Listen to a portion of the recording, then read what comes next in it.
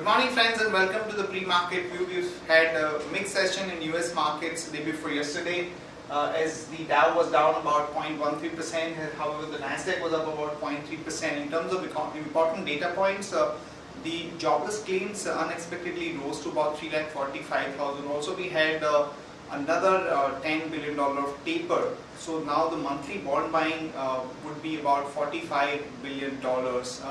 Also we have an important non-farm payroll data which will be out today. So US markets have been quite mixed and European markets we've seen a good amount of up move in the markets like DAX and even the FTSE.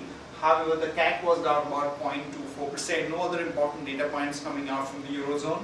And when we look at the Asian markets today morning, the Chinese markets are shut, but Hang Seng is up about 0.65%. The Nikkei is down about 0.18% and SGX Nifty, after a cut of almost about 4 days, is showing some kind of an uptick of about 30 odd points. In terms of flows, friends, FIs were net buyers to the tune of about 464 crore day before yesterday. The domestic institutions were buyers to the tune of about 6 crore. And in the index futures, we've seen the FIs selling to the tune of about 240 crore.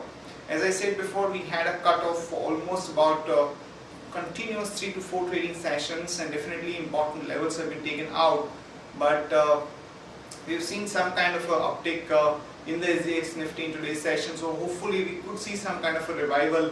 And as we have an important event being the election results outcome, which is going to be out on 16th, there is going to be increased volatility in our markets. So the VIX has actually come off in the last about 2 or 3 days time. On that note, let me invite Sadhna to take us through important F&O cues and ideas that we can have from the F&O side. Good morning friends, let's have a view on derivatives. On Wednesday, markets started the session on a strong note but were unable to hold the gains, and markets continued their southward journey for the 4th consecutive session and ended the volatile day of trade slightly in red with a loss of 0.50%. In this period, we have seen that around 0.62 lakh shares added in Nifty futures, and cost of carry also decreased by approximately 30 points.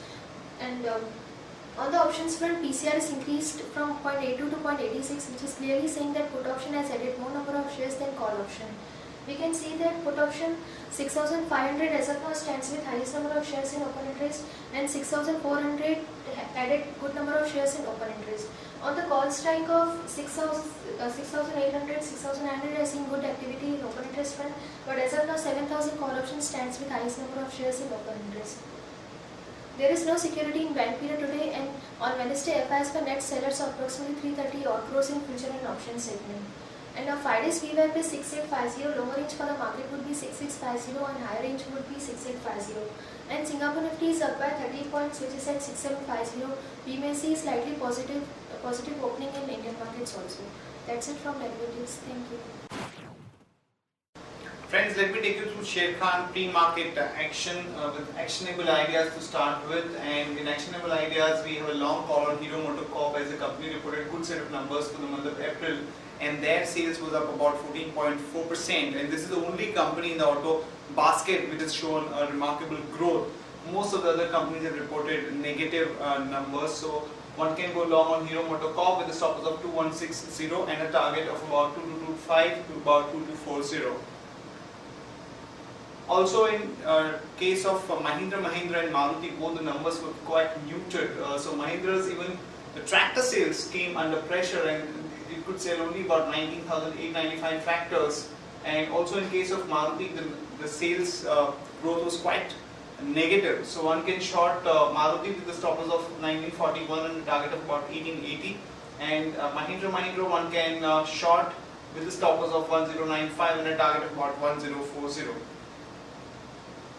ONGC and GAIL, both the upstream marketing companies, some negative news as the fuel subsidy burden on them could go up as per the indications from the center. So one can short ONGC with the stop loss of 331 and a target of about 319 to about 313.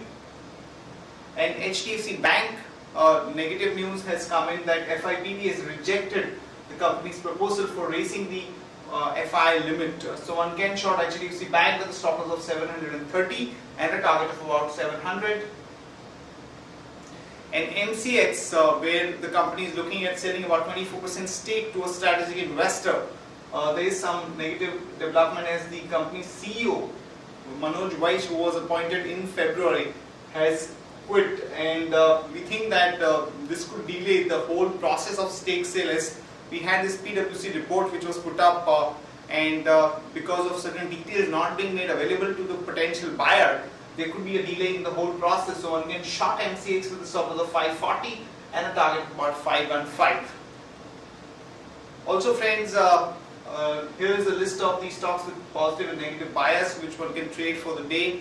So stocks with positive bias are Bank of Baroda, HDFC Limited, L&T and Reliance Industries, and the stocks with negative bias are NTPC, OBC and Cipla. Here are the companies which will be announcing numbers today. Grasim, we are looking at a net profit of about 1560 crore.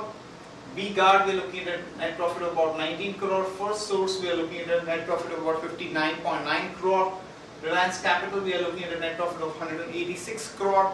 And Arcom, we are looking at a net profit of about 99 crore. In other news and update, the Department of Telecom is set to ask the Telecom Regulatory Authority of India to reduce the reserve price for auctioning airwaves in the 800 MHz band, and this could actually delay the whole auction process. So a bit of a negative for the telecom companies. That's it from all of us friends. Have a good trading session and see you tomorrow at the same time.